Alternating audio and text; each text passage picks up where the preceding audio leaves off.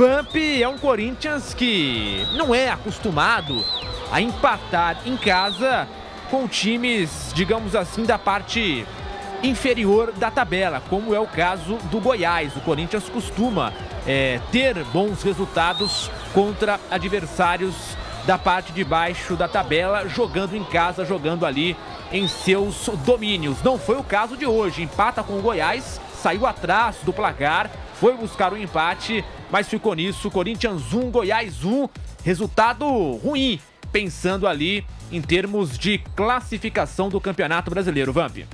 Vejo como um resultado ruim pro Corinthians, né? O Corinthians mesmo buscando um empate, né? Olhando para a tabela do Campeonato Brasileiro, né? Os clubes estão ali perto da zona de rebaixamento. O Corinthians está ali a 3 pontos, né? Tem um jogo a menos de verdade, é contra o Grêmio, mas não fez uma boa partida. O Goiás, no segundo tempo, foi melhor nos 20 primeiros minutos, com a entrada do Renato Augusto, né? Do próprio Mosquito. O time melhorou, chega um empate numa roubada de bola do Maicon, uma saída de bola errada do Goiás, né? E consegue esse ponto. Quer dizer, olhando para a tabela, não foi um bom resultado para o Corinthians. O Goiás chegou em algum momento, está na zona de rebaixamento, começou a sair, né? E fica ali estacionado. O Internacional também empatou hoje com o Flamengo, fica tudo estacionado. O Bahia joga ainda na rodada, o Santos joga e o próprio Coritiba. Resultado ruim para o Corinthians. E pensando, Vamp, até mesmo no jogo de hoje, no que fez o técnico Vanderlei Luxemburgo em relação à escalação, aquela coisa toda, o Corinthians tem jogo importante na próxima terça-feira contra o Estudiantes lá na Argentina. Como é que você viu o time, a atuação dos jogadores que entraram em campo? Eu não gosto da escalação. O Corinthians jogou na terça-feira à noite, em casa, em Itaquera, né, pela Copa Sul-Americana, só voltou a jogar no sábado às 21 horas, dava assim para escalar o time titular, né, sabendo que, olhando a tabela do Campeonato Nacional, que é o mais importante de todos, dava assim para sair, tanto que entrou depois o Renato Augusto, entrou o Rojas, entrou 5 titulares, o Maicon, e desses jogadores, são todos jogadores novos, não sei o Renato Augusto, que tem, a gente sabe, problema de lesões e tudo, mas os demais sim, daria para começar assim o jogo. Exatamente, até foi o que você falou, não só dessa vez, mas em outras ocasiões também. Os jogos são muito espaçados, né? O Corinthians jogou terça-noite. Voltou a jogar, você teve quarta, quinta, sexta e sábado o dia todo para poder jogar às 21 horas. Então eu discordo dessa programação, principalmente pela situação aonde o clube se encontra. Está mais perto da zona de rebaixamento do que classificação para Libertadores. Exatamente, tem esse detalhe também. O torcedor fica ali na expectativa, comparece em bom número, leva a sério o Campeonato Brasileiro, e os clubes, não só o Corinthians, mas hoje é o caso de falar do Corinthians, mas os clubes acabam deixando de lado o Campeonato Brasileiro quando o torcedor não deixa. Você vê aí os estádios lotados, a torcida comparecendo, apoiando e tal, e aí aparece um jogo como esse, Corinthians e Goiás, com a equipe corintiana entrando em campo com um time alternativo. Você vê, Gui, quando as equipes são eliminadas da Libertadores, da Copa do Brasil, da Sul-Americana, e se tiver rodada quarta e domingo, pelo Campeonato Brasileiro, sai todo mundo para jogar, não entra com o time reserva. Exatamente. Vou começar a observar isso, vamos ver como o Corinthians vai se portar na Argentina, né? Tomara que consiga o resultado para passar para a semifinal. E eu sempre observo, quando são eliminados dessas competições, eles jogam toda quarta e domingo com o time titular. Exatamente, aí vai com força máxima, né? Eu sempre falo, às vezes passa a ser também como uma desculpa para quando vai mal. Foi mal, mas estava com time alternativo, estava com time reserva, não estava com força máxima. Então acaba sendo também uma desculpa caso aconteça um resultado negativo, ruim, um fracasso. O grande problema é que no mata-mata é aquela história, uma noite ruim, um lance infeliz de algum jogador, você pode perder classificação, vaga, ir mal. E no Campeonato Brasileiro é um campeonato de mais regularidade. Se você tiver uma regularidade, você consegue ir bem. Então tem esse ponto também. José Manuel de Barros com a gente aqui no pós-jogo, ele que narrou brilhantemente esse Corinthians e Goiás. A narração foi brilhante, mas a atuação do Corinthians não foi. E aí, Zé, 1-1, o Vamp criticando bastante essa questão da opção por um time que não seja o titular. E a atuação do Corinthians também bem abaixo, empatando com o Goiás em casa, saindo atrás do placar, buscando um empate, mas parando nisso. Fala José Manuel de Barros. Agora sim, mais uma vez, uma boa noite especial para você. Para você também, Guilherme. Meus amigos, agora no pós-jogo da Jovem Pan, depois desse terrível empate do Corinthians em casa contra a equipe do Goiás, vamos combinar, né? Apesar que, se olhando para a classificação, o Corinthians agora está em 13º lugar, coloca entre ele o Santos, que é o primeiro na zona do rebaixamento, Inter, Goiás e Bahia.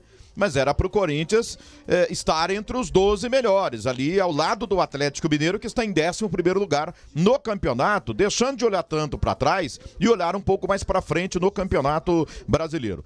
O Luxemburgo justificou a vitória contra a equipe dos Estudiantes na última terça-feira, porque descansou jogadores titulares contra o Cruzeiro no último sábado. Mas eu acho que, para mim, e eu repito, a prioridade do Corinthians é o Campeonato Brasileiro. Ele não tem o conforto necessário na classificação do Campeonato Brasileiro para poupar jogadores visando, seja Sul-Americana ou qualquer outra competição. Eu acho que ele não está confortável o suficiente para isso. E olhando na tabela e os jogos difíceis que o Corinthians vai ter daqui para frente, né? Hoje era um jogo chave para ele buscar os 3 pontos, para se distanciar um pouco da zona do rebaixamento. Quem sabe olhar um pouco para frente, foi o que o Luxemburgo falou, no futuro nós vamos olhar para cima, não vamos olhar para baixo, mas nesse momento ele está olhando para baixo. E para mim, numa escolha equivocada de colocar o time reserva em campo hoje contra o Goiás, que vem se recuperando, 6 jogos, se não me engano, são 3 vitórias e 3 empates, 100 derrotas no campeonato, né? Ou seja, é um adversário que poderia oferecer algum risco aqui para o Corinthians, sim, com os reservas. Com os titulares, eu daria total favoritismo à equipe do Corinthians. Depois que entraram os titulares, o Corinthians até melhorou, foi para cima, empatou e tentou buscar até a virada jogando aqui em Itaquera. Mas o primeiro tempo, o Goiás foi muito mais perigoso. Na volta para o segundo tempo, ainda nossa senhora, o Goiás veio com tudo pra cima, jogou a bola na trave, exigiu defesa do Cássio, fez o gol, depois se posicionou no campo defensivo para ser perigoso no contra-ataque. O Corinthians demorou para efetivamente, aí entraram os titulares, precisaram se aquecer, tá muito frio hoje aqui, para finalmente o Corinthians conseguir dominar a partida. Então acho que, pra mim, uma estratégia equivocada, errada. O que o Corinthians precisava era fazer os 3 pontos hoje. Quer descansar alguns jogadores? Se ele tira o Renato Augusto apenas, eu ia entender. É um jogador com condições físicas especiais. Renato não dá para jogar terça, sábado e terça, tem clássico depois no domingo contra o Palmeiras, há uma série de coisas. Eu entenderia um jogador, mas não entrar com apenas 3 titulares no jogo de hoje. Eu não concordei, pensava assim antes do jogo e durante a partida se comprovou que foi uma escolha equivocada, pelo menos na nossa opinião. Eu acho que é errado priorizar a Copa Sul-Americana. Não é? Um título sul-americano não apaga aí uma briga contra o rebaixamento até o final do Campeonato Brasileiro. É pesado demais. Resultado foi péssimo. Para mim, a escolha de colocar reservas hoje, equivocada. Essa escolha da comissão técnica, do Corinthians, enfim, não sei se ele conversou, se o Vanderlei conversou com mais alguém para tomar essa decisão. Enfim, né? Agora tem que buscar a classificação na terça-feira. Se não vier também, não terá adiantado nada deixar 2 pontos aqui no Brasileiro em nome dessa busca de classificação pela Copa Sul-Americana, que é importante sim, claro que é, não estou dizendo o contrário, eu só acho que dava para jogar pelo menos o primeiro tempo aqui com os titulares, aqueles no segundo tempo, se tivesse com o resultado na mão, começar a mexer, descansar os jogadores principais, mas eu não colocaria reservas hoje, porque eu acho que a prioridade do Corinthians, que briga para não cair até o momento, é ainda o Campeonato Brasileiro. E já já nós vamos ouvir a palavra do técnico Vanderlei Luxemburgo. Provavelmente não, certamente será questionado sobre isso na coletiva pós-jogo. Os jornalistas estarão lá, o Márcio Reis também, porque é uma opção que, no caso, hoje terminou com 1-1 e o torcedor questiona isso. Então já teremos a coletiva do técnico Vanderlei Luxemburgo ao vivo aqui no pós-jogo da Jovem Pan e também a zona mista com os jogadores, os personagens da partida, o que vão falar as principais peças deste elenco do Corinthians. Neste momento, na tabela, na classificação, o Corinthians aparece ali na 13ª colocação, 25 pontos, a 5 do Z4, né? O Santos é o primeiro time dentro da zona do rebaixamento com 21, só que... A 4, né? A 4, isso, verdade, perdão, isso, a 4.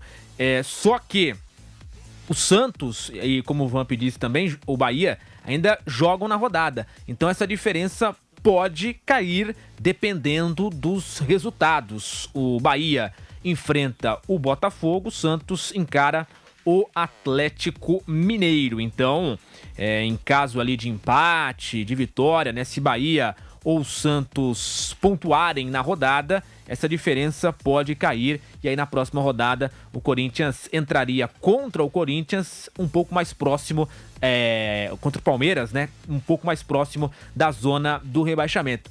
É uma situação bastante incômoda. Diga, Zé. Não, o Bahia tem um jogo duríssimo contra o Botafogo no Rio. Botafogo não tá perdendo pra ninguém, né? E o Santos também tem um jogo duríssimo contra o Atlético Mineiro em Belo Horizonte, na inauguração lá da Arena do Atlético Mineiro, né? Mas se eles vencerem, por exemplo, não acredito muito, mas se vencer o Corinthians pode ficar a 1 ponto da zona do rebaixamento, né? E a sequência de jogos, né, Zé? Assim, se você pegar os 5 próximos jogos do Corinthians, com todo respeito, você jogando em casa, teoricamente seria mais fácil o Goiás, porque o Corinthians tem agora uma sequência de pegar o Palmeiras, Fortaleza, São Paulo, Botafogo e Fluminense e Flamengo. Então, e o Grêmio antes disso, né? O Grêmio, ainda tem o Grêmio que é aquele jogo do Botafogo. Ainda tem aquele jogo do Grêmio atrasado. Então, assim, para jogar em casa, você abrir, botar 3 pontos, né? O Goiás vem se recuperando dentro da competição, tá 9 jogos que não perde, mas se você olhar para os plantéis e elenco e o custo dessas equipes, era para o Corinthians hoje somar aí 3 pontos dentro de casa. Exatamente, bem lembrado. Diga, Zé. Palmeiras é o próximo domingo agora, né? Estudiantes terça-feira, depois domingo Palmeiras.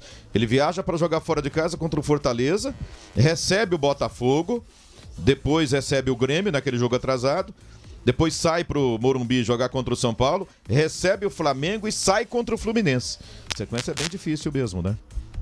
Sim, e exatamente por isso que vale, claro, sempre essa pergunta. O Corinthians tem perdido jogadores importantes, não conseguiu repor a altura por vários motivos, questão financeira, questão até de mercado mesmo. É difícil hoje surgir opções. O próprio Palmeiras, que é um time que tem dinheiro, não conseguiu contratar. O Flamengo teve dificuldades no mercado da bola. Então, assim, o Corinthians perdeu jogadores importantes, não conseguiu repor, caiu na Copa do Brasil. Agora tem essa situação incômoda no Campeonato Brasileiro e tenta a Sul-Americana.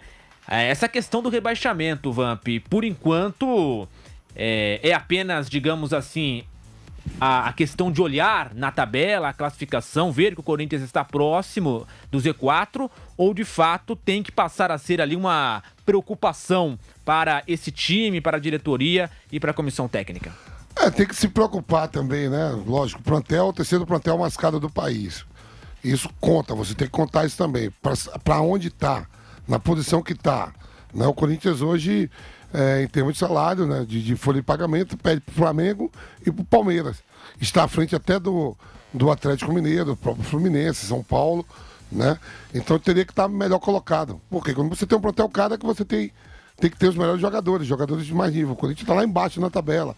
Clubes como Fortaleza, que não tem o recurso que o Corinthians tem, Cuiabá, né? O próprio São Paulo, né? o Atlético Paranaense, tudo à frente do Corinthians, olhando aqui a tabela.